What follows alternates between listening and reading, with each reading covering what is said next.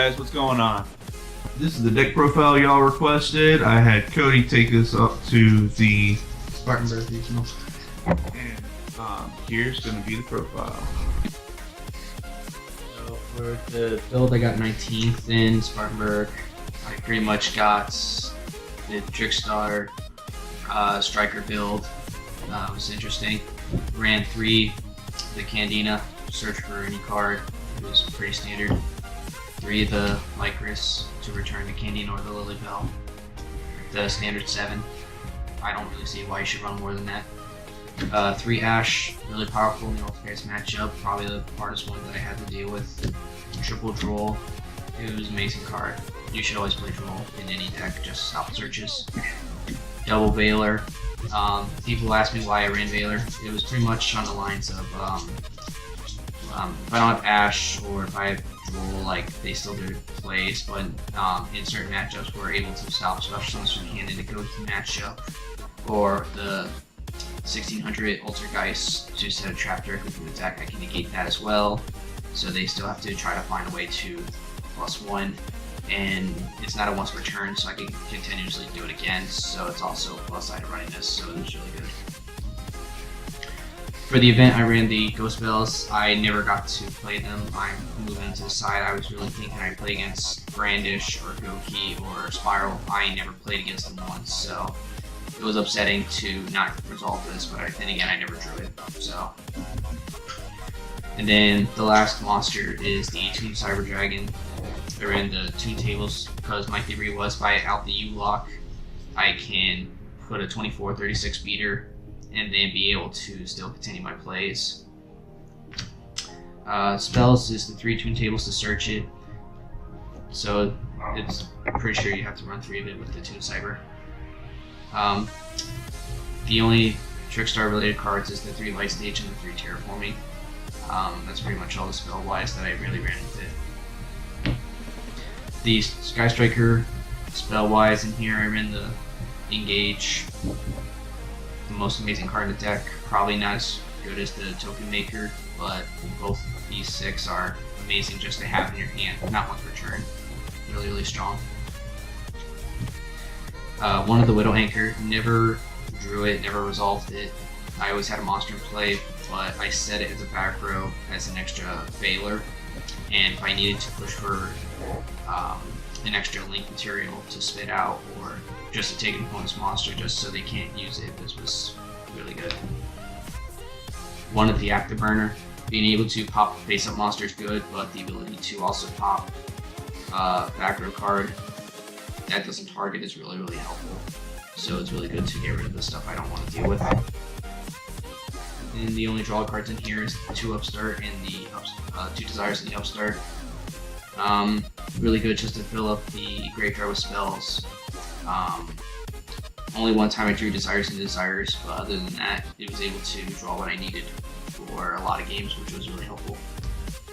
Then the last 3 cards in the deck is the 3 Reincarnation. So it puts the deck count at 41. What's the side look like? Side was a little hard to make, but it was eventually figured out. I ran the 3rd Veiler, going 2nd, which was really helpful. Again, it's not a once per turn, so I drew multiple. It was really good. Triple Ghost Ogre. I never brought them in against any matchup.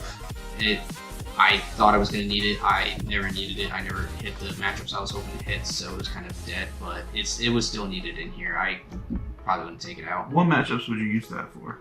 The Ogres? Yeah. Probably the Go Keys and the Spirals, because they have to still activate their stuff on the field. I can be able to destroy it, and they have to start over from scratch to make a big board, or in the Spirals, or Brandish matchups where they have to use the field spell or the continuous spell. I can destroy them, and then they have to find a way to recover those spells back to their field, or in a Spiral matchup, they have to figure out how to get another dude in play because they have to use their Nightmares, but by then they're already losing materials. This is what I teched in the last day, the last night beforehand, was the Match These Fiends. These were evenly matches, but my theory was if I win first game 3, I can just special a token or search with Engage. summon one of the red guys, get the token back, and then sacrifice the red guy for Majesty's Fiend and pass. Most of my opponents that I played this did not have the answer. Only one person had the answer, and that was Stun. Any other matchup, they could not out this. So they had to play their traps, but most decks don't really have a spell or trap out to this, really, except for maybe Brandish. They have the Widow Anchor, but they never drew it and they lost to this card, so they pretty much couldn't out it. Spell-wise, 3 Call by the Grave. I brought it once against the Trickstar Mirror. I never saw it, but if I did, it would be really helpful. I put in the Afterburner and the Januaries inside because I actually never needed it in game 1 to see it. But in games 2 and 3 against the Ultrageist matchup and one Stun deck for whatever reason, and Vampires, I guess they had some back row, I was able to actually get rid of their stuff, so they have to waste their resources. And the fact that I can use the 3 on the Jamming Waves to not target and the Afterburner, same thing for spells and traps to get rid of it's really good. The last 3 traps inside was the Red Reboot. In the Ultrageist matchup, I would probably replace the Ogres for the Wiretaps, just because I don't want my opponent to actually set a trap on the field to where they can use it next turn. I would rather shuffle it back into the deck, and they have to get it back somehow, because every time a trap resolves, they can special from hand. So the fact that they can Wiretap and shuffle it back, if I was able to play it, I would play it over the Ogre. For the extra, not really much special to it. Just the 1 Mega Fleet, you have to run it with the Toon Cyber.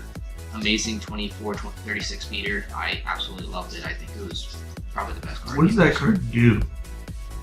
It only requires 1 Cyber Dragon monster. It doesn't have to be Cyber Dragon in particular, and any monsters in the extra monster zone. And so if they have the U-Lock on you, you can send those away with the Toon Cyber. Summon a 36 meter here or here, really doesn't matter. The defensible is will be 0, and if they Valor it or negate it with the Immediate Impertinence trap, then it goes to 0, which is fine. It did what it needed to do and get rid of the U-Lock, so I was still able to use my extra monster zone for the Strikers. I played 2 of the blue guy, 2 of the red guy. I think that's standard for most, if not all, builds running the Skystriker. It's not really mandatorily needed, but being able to replenish your spell to search at the end phase is really good. 1 Link Revo. There were points where I needed to point downward, so I used a token, make the Link Revo, and then I can resolve my Nightmare monsters and my extra, which is really good. The Underclock was the same reason for the Link Revo. I never actually got to resolve the Underclock Taker, but if I was able to, it would be really good, just point down, and the ability to weaken my opponent's monsters, which I would have loved as well, but I never got to summon it, so essentially it was not doing anything. 1 of the Crimson Heart. This card's still amazing. I was able to win a turn match off of this where I summoned the Lycris here. I forced them to draw a card. They took 400. I gained 200 life points from this effect. So essentially that won me in turns. Really amazing. 1 of the Cerberus, 1 of the Phoenix, 1 of the Goblin, but I'm taking it out. I never needed it. And the Unicorn. If I was able to play something like Warlord or Bomber, and probably replace it, I would. Overall, I was always able to go Phoenix into Unicorn immediately with this build, so I was always able to get rid of 2 back row, which I thought was the most problem with. Or if I had the Jamming Waves, I was able to get rid of it, so these 2 were the most helpful out of all the Nightmares. 1 of the Dropologic Justmania.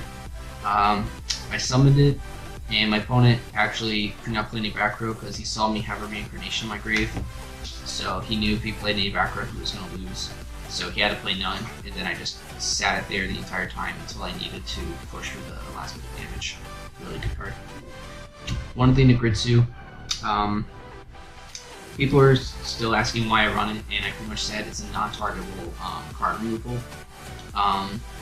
It's a little hard to make, I'm not gonna lie, but being able to have this Skystrikers and then I can just go into the underclocks with the nightmares. I was able to make this send a card away that they control. So if they have a U-lock or something big, I can just send it away. So if even if they kill us, I was able to still send reincarnation stuff so they use their cards again. Then the one firewall, I was hoping to do the firewall loop of DK. Overall, I thought it was a really good build, and if anything, if I want to change in here, I'd probably play Wiretap, but other than that, I thought it was fine. So with this 2-card combo, the Toontables and the Engage, what you want to do first is use the Toontables, of course. You search for your other Toontables, which is pretty standard, or if you use one off Desires, it's kind of sucky, but it's okay. Go for the Toon Cyber Dragon. So now you have your 3 spells in grave, and this is in your hand, but it's not really relevant unless you're going second. But the more important thing is you use the Engage. Use the Engage to search for your token, then you draw an extra card. So these are in your grave right now. Use your token to spam a token. I don't have my tokens out, but after you use the token, you summon your Kaguri. Use your Kaguri to search for or to add your Engage back to your hand. Then use your Engage again. You can search for another Hornet Drone, or what I did in this case was go for Widow Anchor, because normally going first, you just set this in pass so you get an extra card, and this is in your hand. So just by 2 cards, you put 5 spells in your grave. You could send this away for your blue water guy, and your opponent's monsters are weak by 5. You get a Toon Cyber Dragon in your hand for the U-lock if you need to. You have 2+ cards from the draws, and then you have the Effect Veiler or Snatch Steal. In this case, both. You can just set. So in this case, off 2 cards, you get 2 cards drawn, Toon Cyber, a Widow Anchor, and a potentially 2K beater. So that's a hard +3. It's a very hard +3. So I was able to open these 3 multiple times throughout the Spartanburg Regional, and it's a really good combo to immediately get what I thought was +4, +5 easily, or potentially +6 depending on your hand. So I blanked 2 cards in your starting hand because most likely this is a going first build, but it could potentially go second. So we start off with the Toontables. You go for another Toontables, to another Toontables, into a Toon Cyber Dragon. So we have 3 spells in your grave already. Next we go for the Engage. So you search for your drone into your hand, and then because you have 3, you get a random card. So this is in your grave now. You use your drone to summon your token. It's a 15 token, but that's irrelevant. The more important thing is that you can use it to make your red guy on top. Use the red guy's effect to get your Engage back. So right now, you already potentially put 4 spells in your grave, you drew an extra card, and you have a dude in play. So you're already at +2. So now you use your Engage again. You're gonna go for your Widow Anchor, or you can go for anything at this point. I just mainly did Widow Anchor as an option. So you can blank it, it could be anything at this point, it really doesn't matter. And then you draw a blank card. So you already have 5 spells in your grave. So you're already potentially +3 here, which is really good. But we're not gonna do we're not gonna send this away yet. We're not gonna focus on that right now. And then you're gonna use Terraforming to go for your light stage. Then you're gonna use your light stage. You can go for your Candina, or if you already have your Candina, you can go for Lycris. It really doesn't matter. Normal summon it in a different zone, because there have been times where the opponent can Impertinence if they go first and block the whole row. So be very, very careful with that. So just for the sake of it, we're just gonna put it in the middle zone. Use the effects, and we can go for Reincarnation. And then you can send this away now if you want to make this blue guy. Or what I did, which I know a lot of people may disagree with, was to make the Underclock Taker. The reasoning I did this is to make my Widow Anchor alive, to have an extra negate if I needed to, if I wasn't able to get the resources, but most likely I never needed to do this play. So right now, you have 6 spells in your grave, so this already weakens your opponent's stuff by 6. You have a Candina that's potentially 24. You have a Toon Cyber for the U-Lock. You have Reincarnation for your negates, or your opponent's hand. You have the Widow Anchor to negate stuff if the Candiana ever goes away. And then you have 2 cards in your hand that you started with, and then you +2'd. So you potentially have from 3 cards to a +5, +6 from this board. So you turn the 2 card... +7. I've turned a 3-card combo into a +7 with a field spell in play. Not bad, not bad. Alright, thank you very much. Alright guys, we're going to show you how to break the U-lock that we keep talking about, because I know that's probably going to be a little bit confusing for everyone. And now, here's Cody giving you a demonstration. So, it's pretty much a 3-card combo. Potentially you need these 3 in hand, but it could also work if the you could also search for the Widow Anchor, but preferably you have it in hand. It really does not matter, for me anyways, because you could also go for the token maker, but it really doesn't matter. So you have the Toon Table contents.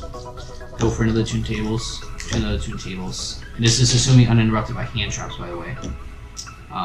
Into the Toon Cyber and the Trigate. But most likely they won't negate this because they're afraid of something else. They almost never negate this.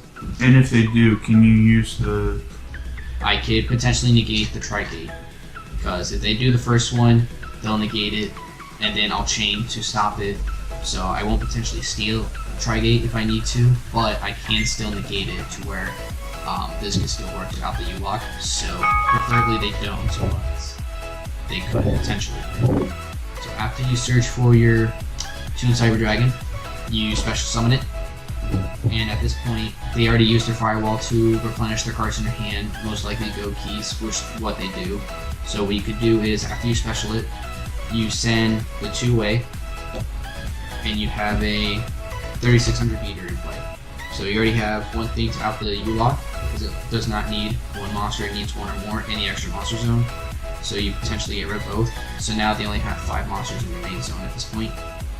So what we can then do next is use Engage to search for your token.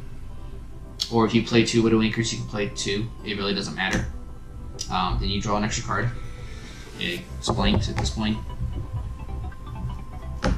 Then, if you haven't used your Widow Anchor, go ahead and use it. So you have 3, you're going to steal the Trigate because they can no longer negate. So what you're going to do is you're going to take the Trigate. So you have a Link 3 and an extra monster. You can send those away for the Firewall, or Warlord, or Tropic Bomber. It really doesn't matter at this point. And then that's one way to break the U-Lock combo. And you could also use your token to summon it here, link it away for your red guy, and then you can use the red guy's effect to probably take a Widow Anchor or an Engage back to your hand, and then you have to get rid of this somehow, which you can most likely, and you can still plus split this. So after all this, you should have a +1, and you break the U-Lock combo.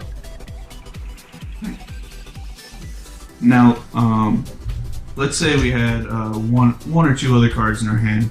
Let's say we had draw one of these 3, and then drawn either. Let's say we had this and drawn either one of these off of that draw. How can we extend this combo further? How to extend that combo further? So at this point, you made your Firewall, right? So you have the Firewall. So now you need to, if you know you have Terraforming or Candiana, you could also do the U-Lock. So what you could potentially do is use Terraforming, go for the light stage, activate it, and if you don't have a Candiana, you would go for it, or in this case, you would go for the Lilybell. This could be a blank. So after you get the Lilybell, you don't have to special it, or if you have used your normal, you can special it. It really doesn't matter. Use the Lycris to special it, return the Lilybell to hand, and then you can attack into their Phoenix, or whatever their weakest dude is, into Cerberus even, because if they're all linked, they're all protected by battle, so they're both 16. They would both die. Firewall will activate. Special to Lilybell. Attack directly for 1,000. Use Lilybell spec to return the Lycris in hand. And with Lycris, you special it under the Firewall to return to Lilybell. Crash into the Cerberus or the Phoenix, whichever is left on board still. This will die. Firewall will activate. Summon the Lilybell. Attack directly. Get the Lycris, return Lilybell. And this is your Firewall loop with Trickstars to where this will continuously die. And because he's leaving his zone, the Firewall points to, your Lilybell will always be in hand. So after you attack directly, you get the Lycris back. And it potentially loops your opponents to go to 0. And because they don't have a Trigate to negate or any other hand traps, most likely they won't potentially have anything. And if they even have Call by the Grave, like I don't have anything in my grave to like be negated by my opponent. It would have to be immediately quick, but most likely you already have another Lycris, which is the whole point where they can't negate and still result the combo. Well, cool. Thank you very much.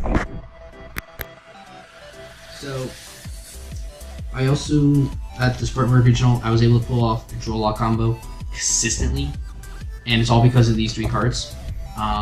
Preferably Droll is in the start, or if you happen to draw it off the engage, and you open one of these 12, that also works as fine. But preferably you get one of these 3 in general, because you can almost guarantee these almost the whole time you play the deck. So first you 2 tables, into 2 tables, into 2 tables, into 2 cyber. If you're going second, you use the U-Lock, but otherwise we just blanket, we don't need it right now. So right there, 3 spells in my grave. Play the engage, go for your token maker, you draw, and in this case the draw is any one of these 12s, you have the Draw Lock combo. But for the sake of it, let's say we get Terraforming, just because, use the token maker, summon the token, send the token away, summon your red guy, use the red guy to get your engage back, use the engage to search for Widow Anchor into your hand, and then you draw a card. Or if you don't have to roll, it is full, but in this case, Silver Stone plus into right here, really good. So then you would Terraform into your light stage. Use your light stage to go for your Candina. Normal summon your Candina. Use the effect to search for your reincarnation. And then right here, with this combo, you could send this away if you want, and you could send it back. So right here, with 3-card combo, you guarantee Draw Lock, a Veiler if they somehow negate this, 2 extra bonus cards, which could be any of these 12, or a random card out of here, a guy that makes all your opponent's monsters weak by 6, and a Candina that can burn your opponent. And if you don't have a Lycris, you have a Lycris in your hand. You also get a free search at the end, don't you?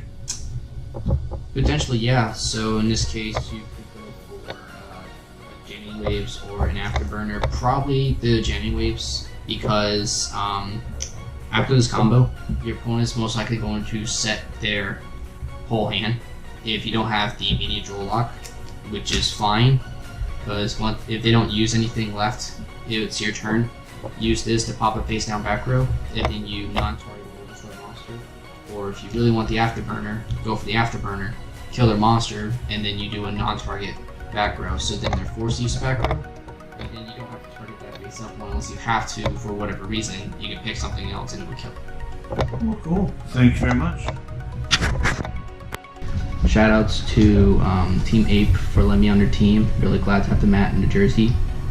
Vincent Trilli for helping me get the deck built together. He had some ideas, but I wanted to see if there's anything I could mess with it to make it better. I was able to. Shout out to Jim McMahon for helping me get the stuff I needed. Shout out to Blair. He gave me a shout out, so I'm gonna bounce right back to him. And that's pretty much it. Well, thank you very much.